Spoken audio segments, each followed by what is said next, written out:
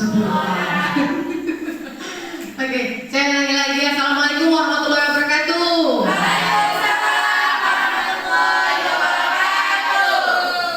Terima kasih kepada guru-guru hebat semua yang telah hadir pada pagi hari ini. Yang saya hormati Ibu Kepala Sekolah SD 243 Ladang Panjang beserta guru-guru yang saya sayangi. Puji syukur kehadirat Allah Subhanahu wa taala kita curahkan karena kita semua dapat hadir dan berkumpul dalam rangka desiminasi pemahaman budaya positif yang akan saya paparkan nanti. Salawat serta salam kita curahkan kepada Nabi besar kita yaitu Nabi Muhammad SAW dan mengucapkan Allahumma sholli ala Sayyidina Muhammad wa ala ali Sayyidina Muhammad. Semoga kita semua mendapat syafaatnya di yaumil akhir nanti. Amin amin ya rabbal alamin. Baiklah Bapak Ibu, sekali lagi saya mengucapkan terima kasih sebanyak-banyaknya karena Bapak Ibu guru sudah mau meluangkan waktunya untuk bersama-sama kita belajar dalam pemahaman budaya positif. Sebelumnya saya mohon maaf kepada Bapak Ibu, bukannya di sini saya mengajari Bapak Ibu atau menggurui Bapak Ibu. Di sini kita mau sama-sama belajar dan insya Allah ilmu yang didapat bisa kita terapkan kepada anak didik kita. Amin amin ya rabbal alamin. Baiklah, langsung saja Bapak Ibu. Desiminasi budaya positif di sekolah kita yang insya Allah akan kita terapkan. Konsep utama budaya positif, ya, budaya positif itu ada terdiri dari disiplin positif. Konsepnya ada disiplin positif dan nilai-nilai kebajikan universal. Yang kedua, teori motivasi, hukuman dan penghargaan, restitusi, keyakinan kelas, kebutuhan dasar manusia dan dunia berkualitas. Yang kelima, restituasi, 5 posisi kontrol. Dan yang terakhir, restitusi segitiga restitusi. Ini yang akan kita pahami, ya, dan akan saya berbagi ilmu tentang budaya positif ini selama saya mengikuti pendidikan guru penggerak. Perubahan paradigma. Di sini ada sebuah cerita, ya, coba Bapak Ibu dengarkan. Kegiatan kepalan tangan. Ada A dan B. Anda dan teman Anda, contohnya Anda dan teman Anda, sobeklah secari kertas kecil, tuliskan benda atau sesuatu yang sangat berharga untuk Anda. Lalu letakkan di salah satu tangan Anda, ya, genggam benda tersebut dengan segala kekuatan Anda, ya. Buatlah sebuah kepalan. Terus teman B, ya, mencoba dengan sekuat tenaga berbagai cara untuk membuka kepalan Anda tersebut. Sekarang saya tanya, apa yang terjadi? Ada yang bisa? Saya ingin membuka kepalan yang ada di tangan Bu Aini. Bu Aini sekuat tenaga menutup kepalan tersebut supaya tidak terbuka. Apa yang terjadi?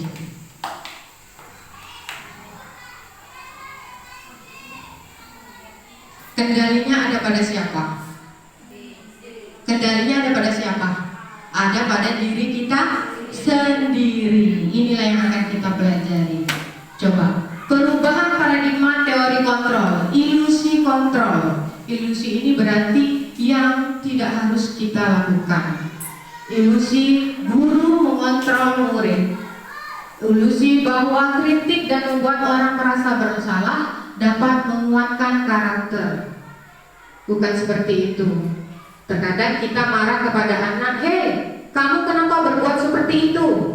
Ya, nah itu tidak boleh dengan bentakan, tidak boleh dengan kekerasan, ya Bapak Ibu ya. Nanti kita belajar dari budaya positif ini. Ilusi bahwa semua muatan yang positif, efektif, dan bermanfaat. Ilusi bahwa orang dewasa memiliki hak untuk memaksa, seringkali seperti itu, ya dah. Seperti kita punya pendapat pokoknya itu terus yang kita pegang, dan kita tidak mau menerima pendapat orang lain.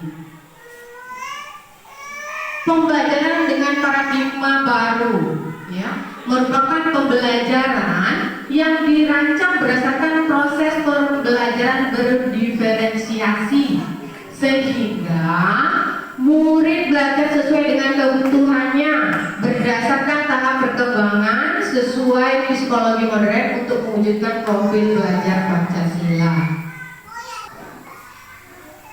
Lanjut lagi, perubahan paradigma stimulus respon teori kontrol. Siapa sesungguhnya yang memiliki kontrol? Nah, ini berkaitan dengan cerita yang pertama tadi. Siapa yang memiliki kontrol? Lihat di sini, ada stimulus respon dan teori kontrol. Orang lain bisa mengontrol saya, hanya Anda yang bisa mengontrol diri Anda. Anda itu siapa?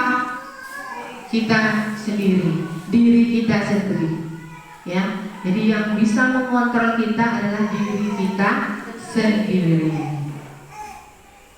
Pemaksaan saat bujukan gagal. Teori kontrol yang benar adalah kolaborasi dan konsensus menciptakan pilihan-pilihan baru. Tidak boleh kita memaksa, tetapi kita harus berkolaborasi, bekerja sama, ya, barulah kita mendapatkan keputusan yang baru. Terus lagi terakhir, model berpikir menang kalah. Yang benar adalah model berpikir menang-menang. Selama ini kita maunya menang. Nah, yang benar itu pola pikirnya adalah menang-menang. Lanjut lagi, apakah makna disiplin? Nah, disiplin ini banyak sekali maknanya. Kalau Bapak Ibu melihat atau mendengar kata disiplin, apa yang terbesit di pikiran Bapak Ibu? Apa? Waktu, ya, disiplin waktu banyak sekali, ya. Nah, di sini kita lihat disiplin berasal dari bahasa Latin disiplina yang artinya belajar, ya. Sekarang gue tanya, anak kita, murid kita sudah melakukan disiplin atau belum? Proses dalam disiplin perlu kesabaran. Makna asal dari kata disiplin, ya, makna asal dari kata ini berkonotasi dengan disiplin diri dari murid-murid Skor dan Plato. Disiplin diri membuat orang menggali potensinya menuju sebuah tujuan, ya, apa yang dihargai. Namun dalam budaya kita makna kata disiplin telah berubah menjadi ini, sesuatu yang dilakukan seseorang pada orang lain untuk mendapatkan kepatuhan.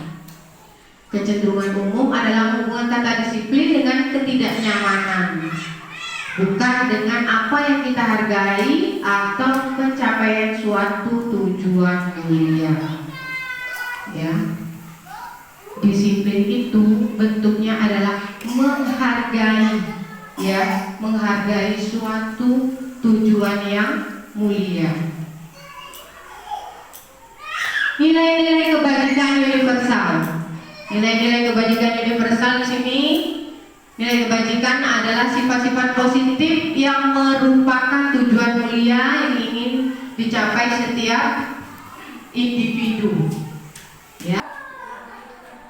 Nilai-nilai kebajikan yang ingin dicapai oleh setiap anak Indonesia kita kenal dengan profil pelajar Pancasila. Ya, selama ini kita sudah mengenal profil pelajar Pancasila, ya.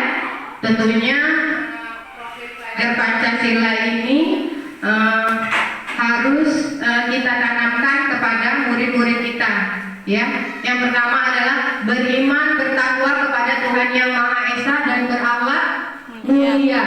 Yang kedua bernalar kritis. Yang ketiga berkebinekaan global. Yang keempat bergotong royong, dan terakhir adalah kreatif, ya. Lalu untuk menghargai diri sendiri, saya akan menjadi orang seperti apa bila saya melakukannya, ya. Yang benar adalah motivasi internal. Tujuan disiplin positif yaitu untuk menghargai diri sendiri, ya. Jadi restitusi ini proses menciptakan kondisi bagi murid untuk memperbaiki kesalahan mereka, ya. Ada tahapannya nanti. Ciri-ciri restitusi, ya. Yang pertama, bukan untuk menebus kesalahan, ya. Ciri-ciri restitusi bukan untuk menebus kesalahan, namun untuk belajar dari kesalahan, ya. Selama ini kita selalu menyalahkan siswa tanpa kita harus mengetahui kenapa mereka berbuat seperti itu, ya. Yang kedua, memperbaiki hubungan. Memperbaiki hubungan kita dengan murid, memperbaiki hubungan guru dengan murid, memperbaiki hubungan murid dengan murid yang lainnya, ya. Yang ketiga, tawaran dan bukan paksaan. Restitusi menuntut untuk melihat ke dalam diri. Restitusi mencari kebutuhan dasar yang mendasari tindakan. Dan yang keenam, restitusi diri adalah cara yang paling baik. Betul sekali Bapak Ibu, restitusi adalah cara yang paling baik, solusi untuk kita memperbaiki laku anak kita, ya. Restitusi fokus pada karakter, bukan tindakan, ya. Restitusi fokus pada solusi, ya. Solusi apa yang akan diberikan, ya. Terus restitusi mengembalikan murid yang berbuat salah pada kelompoknya. Itu tadi tentang restitusi. Selanjutnya, konsep selanjutnya yaitu keyakinan kelas. Nah, mendukung motivasi intrinsik, kembali ke nilai-nilai keyakinan lebih menggerakkan seorang dibandingkan mengikuti serangkaian peraturan-peraturan. Biasanya peraturan ini mudah sekali dilanggar, ya. Beda peraturan dan keyakinan kelas. Kalau peraturan itu dibuat oleh sepihak, tapi kalau keyakinan kelas, ya, dibuat oleh guru dan murid, dibuat bersama-sama, ya. Ini contoh keyakinan kelas. Contoh keyakinan kelas atau kesepakatan kelas yang dibuat oleh guru dan murid, ya. Boleh kita buat seperti ini, Bapak Ibu. Kita yang bertanya kepada murid, ya, maunya seperti apa? Ibu, kita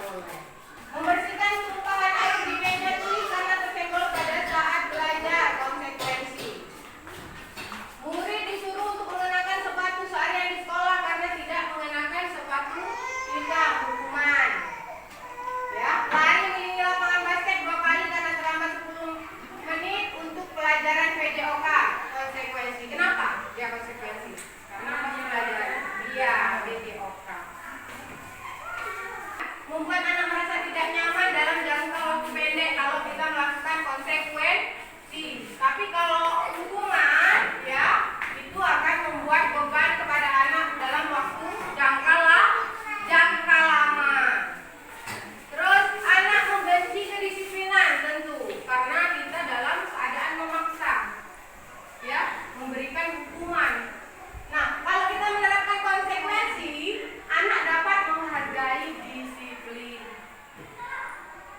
Lanjut lagi, mendorong anak menyakiti diri sendiri kalau kita melakukan hukuman. Terus kalau kita melakukan konsekuensi, stimulus atau tanggapan, ya, kita akan dapat tanggapan dari anak tersebut, ya, akan memberi stimulus yang baik kepada anak tersebut, ya. Itu kalau kita melakukan konsekuensi. Kalau kita melakukan hukuman lagi, konsep diri yang buruk. Konsekuensi, konsep diri yang baik. Anak belajar untuk menyembunyikan kesalahan. Kalau dalam konsekuensi, anak belajar untuk mematuhi peraturan. Iyalah, kalau dihukum lama-lama anaknya tidak mau jujur, ya enggak? Dia menyembunyikan kesalahannya. Iya, takut dihukum. Tapi kalau kita melakukan konsekuensi, ya, anak tersebut belajar untuk mematuhi peraturan. Lanjut lagi. Terakhir, marah, rasa bersalah, dipermalukan, merasa tak dihargai. Pasti. Ya, apalagi anak kelas 6. Ya, yang sudah tahu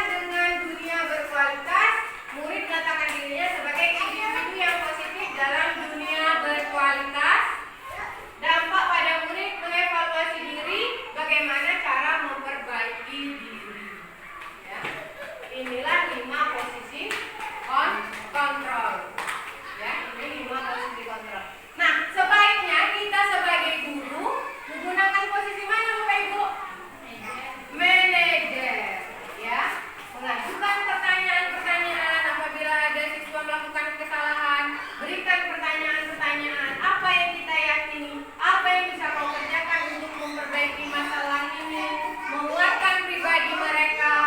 Murid meletakkan dirinya sebagai individu yang positif dalam dunia berkualitas.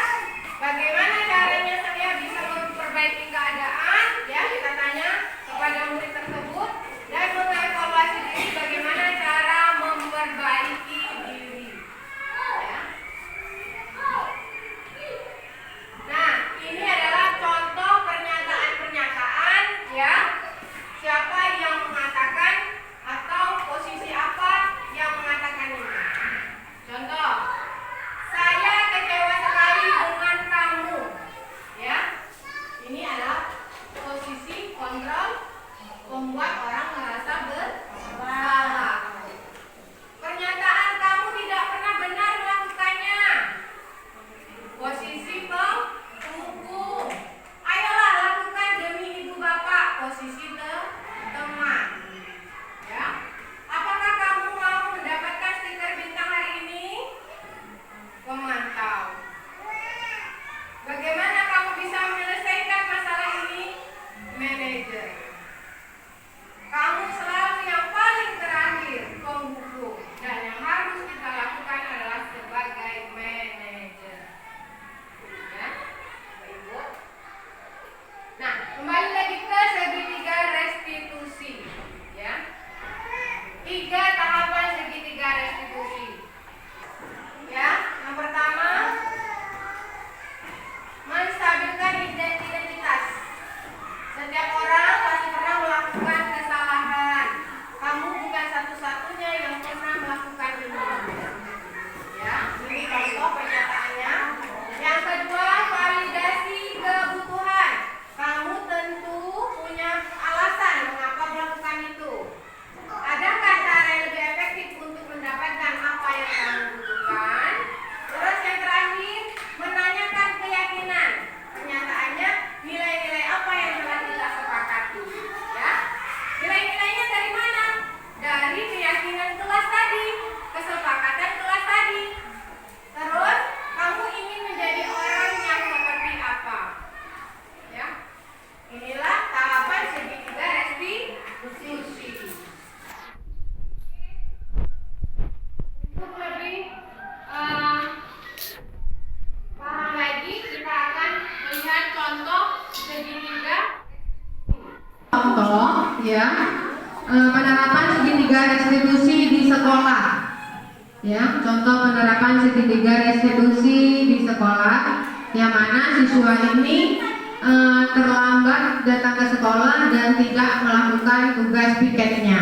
Nah, apa yang dilakukan guru tersebut? Coba kita lihat. Guru menanyakan kesepakatan kelas yang telah dibuat. Kesepakatan kelas apa yang dilanggar oleh siswa tersebut?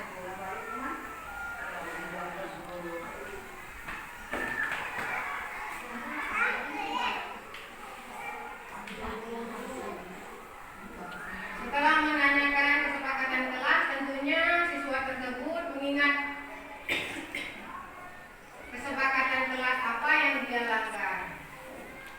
Setelah dia mengingat, barulah guru tersebut menanyakan solusi apa supaya kamu tidak terlambat lagi. Jadi kita kembalikan lagi ke siswa tersebut. Ya. Sayang sekali ya, ini videonya kurang terdengar suaranya. Ya, di sini saya jelaskan saja. Contoh kedua, kasus kedua, ini yang saya buat sendiri, Bapak Ibu. Ya. Kasus kedua,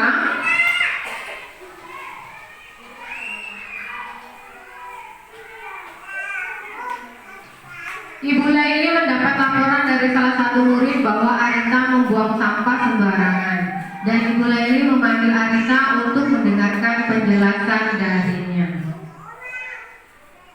Nah, ini yang dilakukan Ibu Laili dalam melaksanakan tahapan segitiga restitusi, ya. Menanyakan, ya, hal apa yang membuat dia melakukan kesalahan ya. Lalu menanyakan kembali kesepakatan kelas apa yang telah dia langgar dan solusi apa supaya dia memperbaiki kesalahannya, ya. Baiklah, Bapak Ibu, itu tadi contoh dari tahapan segitiga restitusi, ya, yang mana tahapan ini sangat penting sekali agar kita terapkan di sekolah, agar kita terapkan kepada murid-murid kita di sekolah, ya. Baiklah, Bapak Ibu, ada yang ingin bertanya? Ibu Fitri.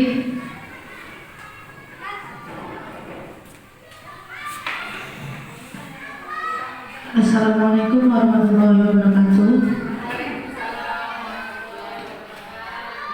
Saya di sini bertanya tentang bagaimana cara agar anak yang sering tidak membuat PR itu akan sering membuat PR. Padahal kalau misal anaknya kenapa nggak buat PR? Lupa Bu.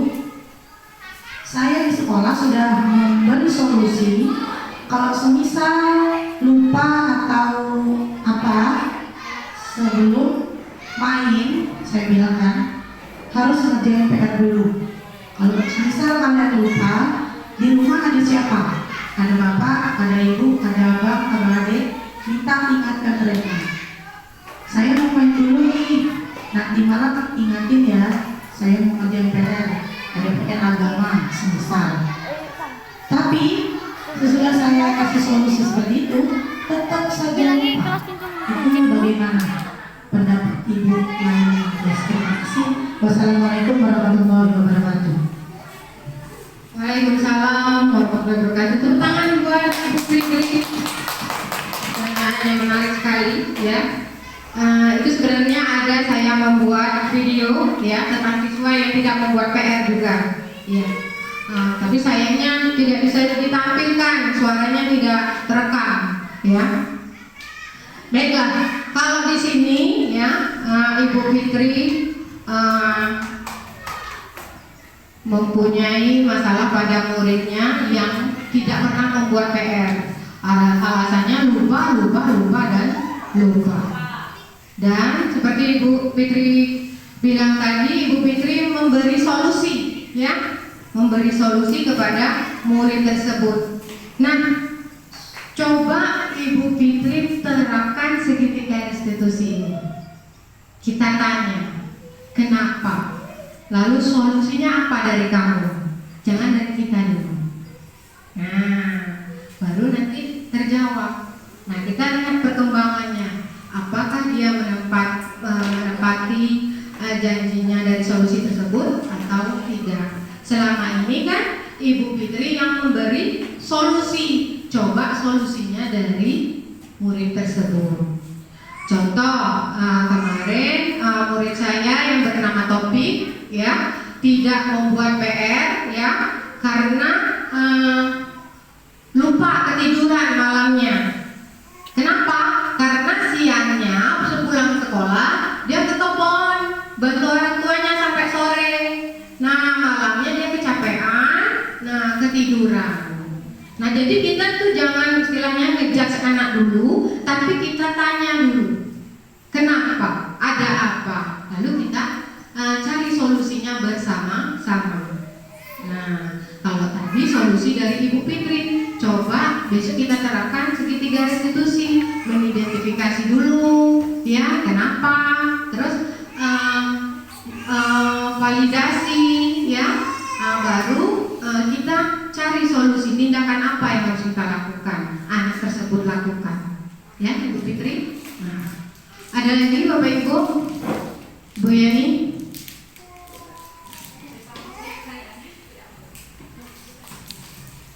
Bismillahirrahmanirrahim. Assalamualaikum warahmatullahi wabarakatuh. Mungkin hampir sama pertanyaannya dengan Ibu Fitri tadi. Di sini kan tadi Ibu ya sudah menjelaskan tidak boleh memberi hukuman. tapi memberi konsekuensi.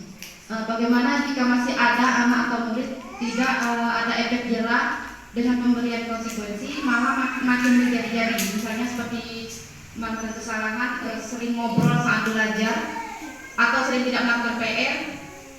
Terus ada lagi masalah di sini murid kita mungkin kita sudah tahu semua, untuk kelas 5 ada isu. Nah, itu bagaimana untuk mengatasinya, kan dia sering tidak masuk, bahkan berbulan-bulan tidak masuk. Itu bagaimana cara mengatasinya? Mungkin Bunda sebagai calon guru penggerak mungkin ada solusinya. Terima kasih. Buat dulu untuk Ibu Robayani.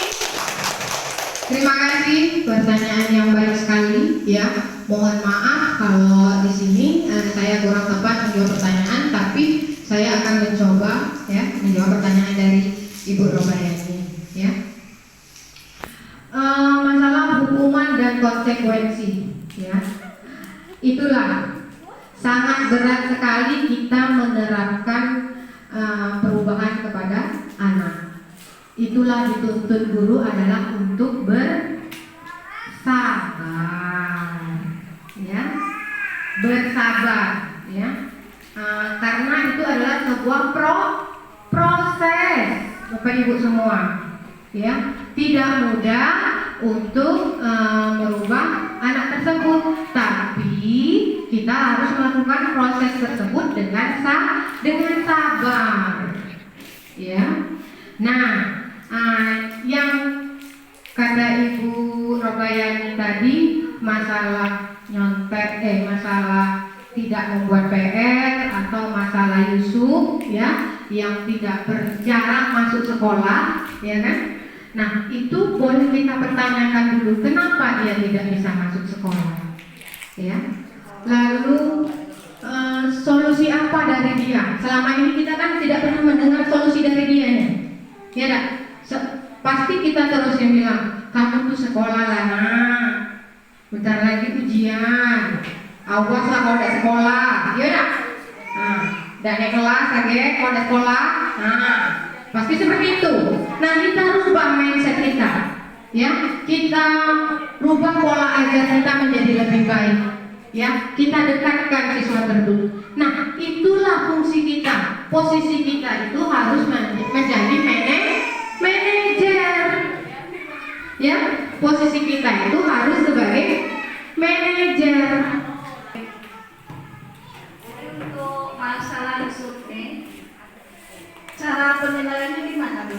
Karena kurikulum merdeka sekarang anak tidak boleh tidak dinaikkan, harus naik semua.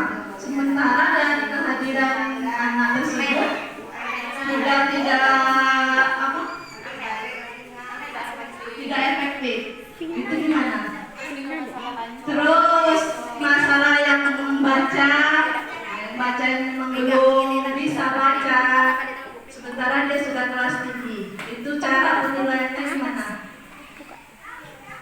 Oke, baiklah. Itu masalah tadi.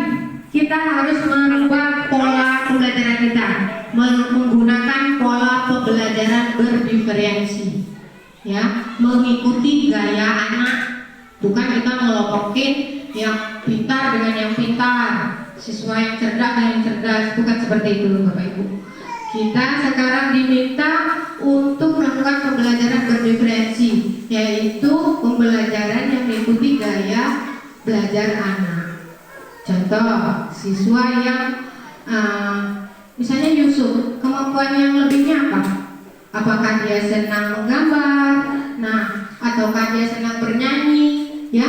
Gaya itu ada visual, ya, terus ada audito sama kinestik, ya. Nah, kalau dia yang visual dengan cara senang dengan cara melihat, ya, melihat gambar atau video, nah, coba sesekali, ya, kita buat pembelajaran menggunakan video.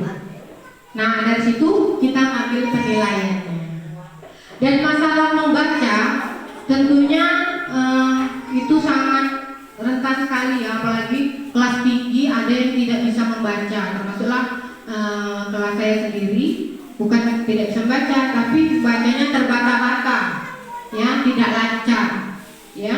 Nah, saya sekarang mencoba menerapkan pembelajaran berkreasi di mana gaya belajar murid tersebut. Ya, kalau anak itu senang menggambar, kita arahkan. Contohnya pelajaran IPA, ya, tentang fotosintesis. Nah, kita buat gambar apa? Tentang fotosintesis, matahari, tumbuhan, yang tentunya akan menarik mereka. Jadi kita ikut gaya belajar mereka, bukan mereka ikut gaya belajar kita. Itulah sekarang yang harus diterapkan. Nah, mudah-mudahan kita semua bisa menerapkannya. Bapak Ibu ya, perlahan kita melakukan pembiasaan. Ya, baiklah, Bapak Ibu. Diskusi ini sangat menarik sekali, ya. Waktunya juga sangat pendek, sangat singkat karena ini hari Jumat, ya Bapak Ibu. Dan sekali lagi saya terima kasih kepada Bapak Ibu yang sudah mau meluangkan waktunya, sudah mau mendukung saya dalam melaksanakan pendidikan guru penggerak, ya Bapak Ibu. Dan di sini saya mohon terakhir kepada kepala sekolah untuk memberikan penguatan agar teman-teman kita semua bisa memotivasi mengikuti calon guru penggerak juga, di mana kepala sekolah kita adalah guru penggerak angkatan 5. Kepada Ibu Karyanti, kami persilakan.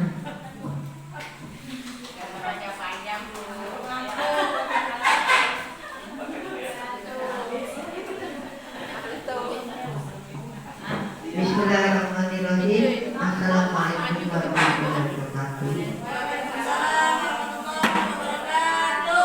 Ya, teman-teman yang lain, karena kita baru menuntaskan satu orang, Bu Laila, Bu Ayu Nintias. Begitulah kegiatan guru penggerak. Tetapi itu semua adalah untuk kemajuan pendidikan kita. Yang tadinya kita hanya menggunakan cara lama, sekarang sudah tahu pengetahuan yang baru. Maka Bapak Ibu, apabila ragu, ada keraguan atau ada pertanyaan atau seperti bimbingan, boleh hubungi Bu Tias, bertanya atau bertanya langsung, berkolaborasi, karena kita juga kan sekolah sudah ada rombongan belajar.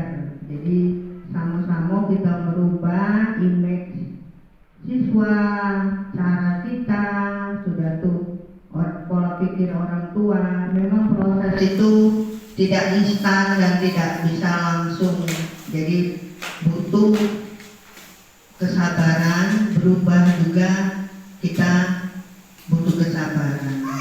Oke, semangat. Yang lainnya juga, seandainya ada pembukaan, dicoba. Apa salahnya kita mencoba untuk menjadi yang jauh lebih baik. Kalau tidak dicoba, Ibu Robayani, kalau tidak dicoba ikut tes, tidak mungkin namanya keluar. Siapa yang nak ngintip berkasnya di kamar? Iya kan? Pak Rudi juga disimpan, kan nggak mungkin.